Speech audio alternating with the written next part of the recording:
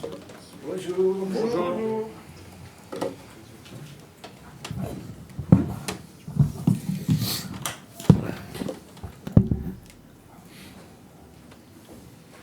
Paolo, Bonjour. qu'est-ce que tu peux nous dire sur donc Nicolas Tagliafico suspendu? Est-ce que tu as des blessés hors ceux que l'on connaît? Nous avons des situations de Pavel qui est blessé, qui ne peut pas jouer demain. Nous avons un doute Tolisso qui aujourd'hui a entraîné sur le terrain mais a fait des entraînements individuels. On va voir demain, mais je pense que ça sera difficile pour commencer le match. Après, nous avons le retour de Kluivert. Et on va voir aussi la situation de Ernest qui a fait les entraînements, mais il n'a pas beaucoup de confiance à ce moment. On va voir demain. Tous les autres, nous avons la situation de Malik, mais tous les autres sont Rémi, les autres sont prêts. Comment on fait pour retrouver le goût de la victoire? Qu'est-ce qu'il faut faire? Il faut vraiment travailler dans les têtes actuellement avec ces 9 matchs sans victoire. Oui, travailler la tête, travailler tactiquement, parce que nous avons des choses qui étaient évidentes dans notre jeu, qui étaient difficiles. Continuer positif, continuer à faire croire à les joueurs que est possible. Nous savons c'est plus difficile aujourd'hui, mais à faire croire à les joueurs que est possible, comme nous faisons normalement. Lors du dernier match, on a bien compris que vous vouliez éviter d'être en difficulté sur les pertes de balles. Du coup, votre équipe a très bien défendu puisque vous n'avez concédé aucune occasion. En revanche, on a eu le sentiment qu'elle n'osait pas se lâcher offensivement, qu'elle n'osait pas prendre des risques, se déséquilibrer un petit peu. Est-ce que c'est aussi votre sentiment ou pas du tout? Si nous regardons qu'est-ce que était notre saison, je pense que est facile d'expliquer des choses qu'on a fait. Aujourd'hui, nous sommes... regarde les derniers matchs, je pense qu'on a parlé ici, on avait beaucoup de problèmes dans la transition défensive. L'équipe était, les derniers matchs, équilibrés. On a joué contre Angers, qui est l'équipe qui a de plus contre-attaque dans la Ligue. Et je pense qu'on a progressé beaucoup cet moment. Nous avons 21 clean sheets cette année. Nous sommes le 3e défense. Je pense que défensivement, l'équipe avait un bon comportement cette année.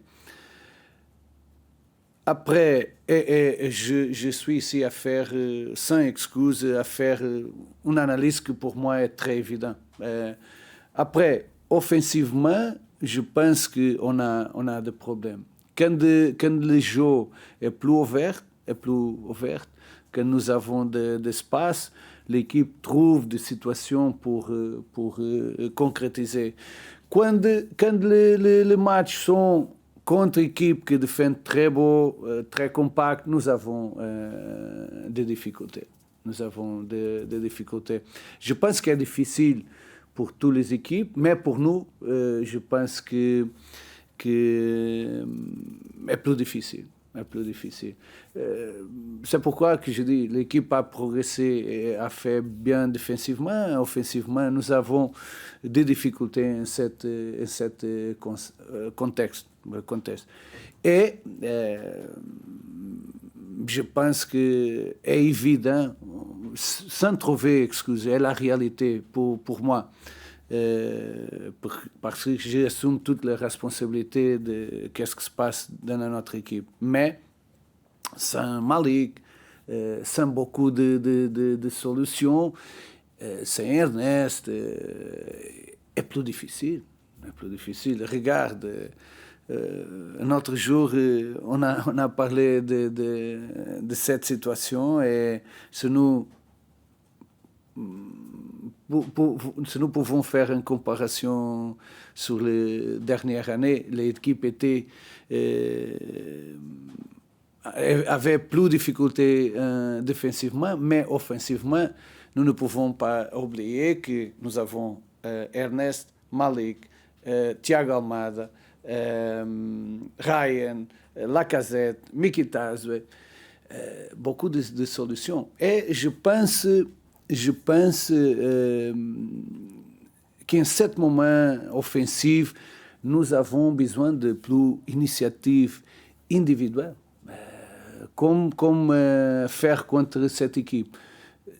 Nous avons besoin d'initiatives individuelles. Et ces joueurs sont joueurs qui n'ont pas cette caractéristique d'avoir une situation de 1 contre 1. Regarde, le dernier match, on avait quasi tout le temps le ballon, mais nous avons 4 dribbles dans le match. Angers avait 4 dribbles dans le match. C'est pourquoi nous avons cette difficulté. En plus, que nous n'avons pas beaucoup de solutions en ce moment. Alors, vous avez demandé à vos joueurs de prendre plus de risques, de dribbler davantage alors ? Oui, nous devons avoir... sont pas exactement les caractéristiques des joueurs que nous avons maintenant, mais nous devons prendre des risques. Alors, je ne suis pas tout à fait d'accord avec toi, parce que en prise de risque profondeur, tu as 2 joueurs à Angers qui sont là pour ça, Hendrick et Afonso Moreira, qui prennent des risques. Afonso a été le meilleur joueur à Angers, qui dribble, qui prennent la profondeur, et Hendrick n'a pas été du tout... bon à Angers, ça fait longtemps qu'on attend de lui. Je veux bien qu'il soit jeune, mais qu'est-ce qui se passe avec Hendrick ? Est-ce que le problème vient notamment de Hendrick, offensivement ? Je dois dire que je suis d'accord. Je ne suis pas satisfait avec le jeu d'Henrick. Il a dit qu'il était un peu fatigué du voyage, mais je pense qu'il a la responsabilité de faire plus. Je ne suis ici pas pour casser. Qu'est-ce que ça a passé? Je m'attends plus d'un joueur comme Hendrick. Et je pense qu'il a l'obligation de faire plus. Nous avons besoin. Parce que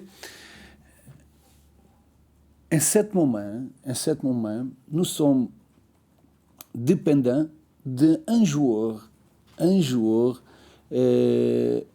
qui était à la 3e division à Portugal les dernières années. Et les joueurs qui prennent les responsabilités. Mais si Afonso a cette courage, tous les autres doivent faire le même. Et Afonso est un joueur qui a une énergie incroyable, est un joueur qui appelle à profondeur, mais je pense qu'Afonso, ce n'est pas vraiment un joueur de 1 contre 1 qui est fort dans les dribbles. Et je pense aussi qu'un jeune joueur qui joue à cette contexte maintenant, mais les décisions ne sont pas bonnes sur les dernières 30 mètres. Et je pense qu'avec le temps, Afonso doit aussi améliorer les décisions. Mais les joueurs qui procurent faire quelque chose de différent en ce moment. Hendrick, tu lui demandes quoi de faire plus? Qu'est-ce que tu as... Première, il doit être plus disponible parce que il avait une marcation très proche, mais Il a resté comme ça. Il doit faire plus pour être ligne de passage, pour être une solution pour l'équipe. Et je pense qu'il doit travailler plus cette question. Est-ce que Hendrik paye un petit peu le fait qu'il soit resté longtemps sans jouer avant de venir à Lyon? Vraiment, je pense que c'est. Je pense que oui. Et je pense que aussi, et je veux dire que je ne veux prendre d'excuses, mais je pense que jouer 3 jours pour Hendrik était beaucoup, mais nous n'avons pas d'autre solution en ce moment que nous avons besoin. Alors, tu as fait jouer Sulch à Angers. Là, il est blessé. Il avait fait 2 fois 110, 115 minutes avec la République tchèque. C'est un match très important qui a qualifié son pays pour la Coupe du Monde, qui génère beaucoup de fatigue psychologique. Pourquoi tu as pris ce risque et pourquoi tu n'as pas, par exemple, utilisé Yaremchuk ou une autre solution si tu en avais?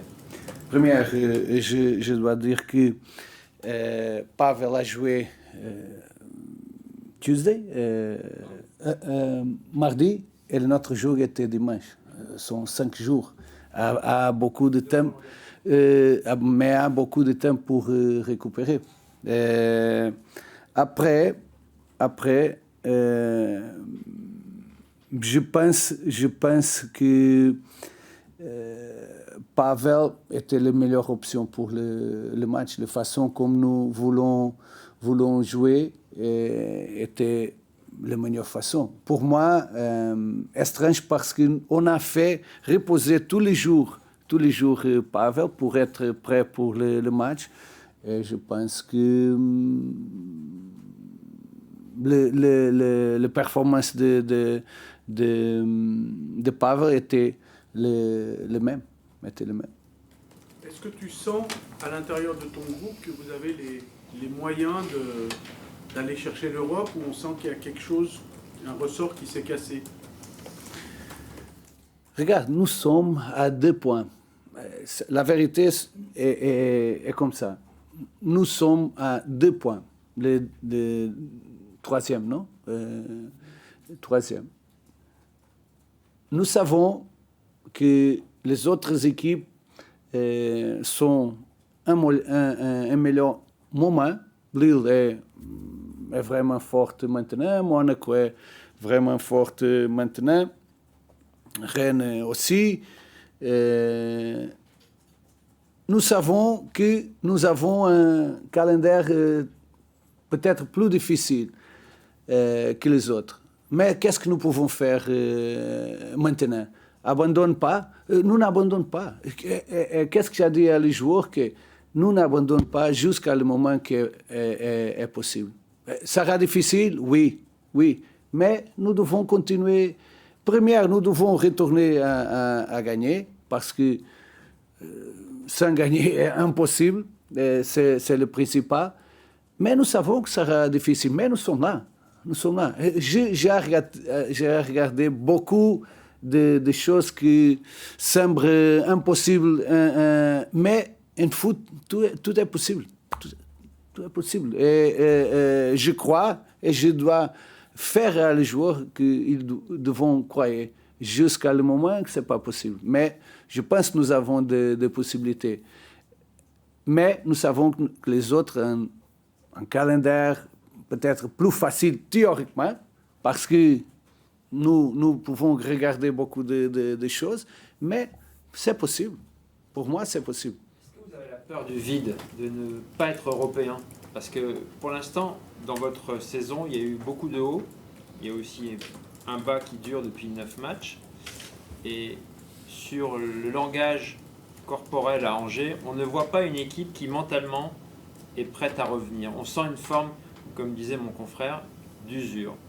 Est-ce que toi, tu la ressens au sein de ton équipe parce que tu vis avec les joueurs? Nous, on ne vit pas, mais on voit ce qu'ils font sur le terrain.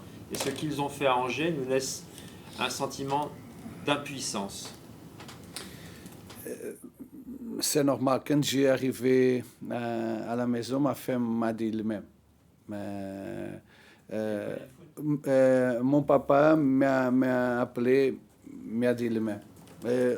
Les joueurs me semble que n'ont pas de la même énergie. Je pense que comme entraîneur, je dois regarder les choses en profondeur.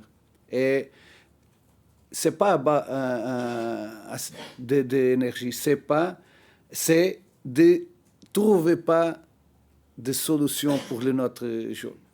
Et après, comme nous ne trouvons pas de solution offensive, semble que l'équipe n'a pas d'énergie. Mais pour moi, c'est de trouver les solutions. Et comprendre naturellement que est difficile de trouver les meilleures solutions pour arriver, pour créer des situations. Parce que, regarde,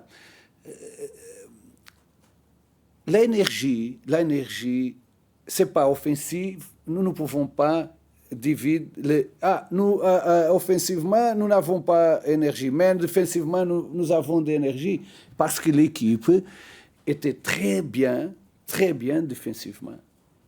Il avait de l'énergie défensivement, il n'a pas d'énergie offensivement. Non. L'équipe n'a trouvé pas les solutions. C'est plus difficile d'attaquer que de défendre. Oui. Et sans passe. Beaucoup plus difficile. Et après, comprendre, quand tu ne trouves pas de solution, tu ne penses pas après bien.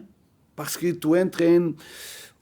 Qu'est-ce que nous devons faire? Nous ne trouvons pas de solution. Pour moi, c'est très évident. Est-ce que, Paolo, les joueurs d'expérience vont être importants maintenant?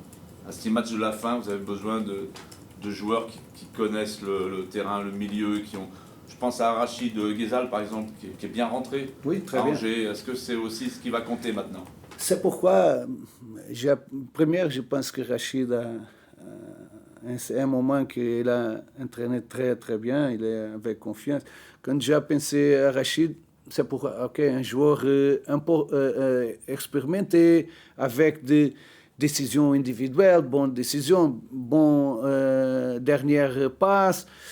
C'est vrai, important, les joueurs plus expérimentés en ce moment, mais offensivement, quels sont les joueurs très expérimentés que nous avons? Roman, oui. Roman. Oui, mais je ne peux pas faire jouer Pavel et Roman en ce moment en Angers à le même temps. C'était difficile.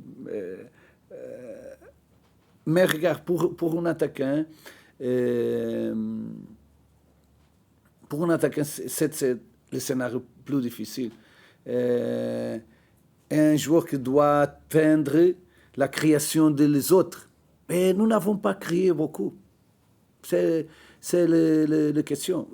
Les jeux n'arrivent pas à notre attaquant dans la surface. Quels étaient les moments que Pavel ou Roman ont avus dans le match?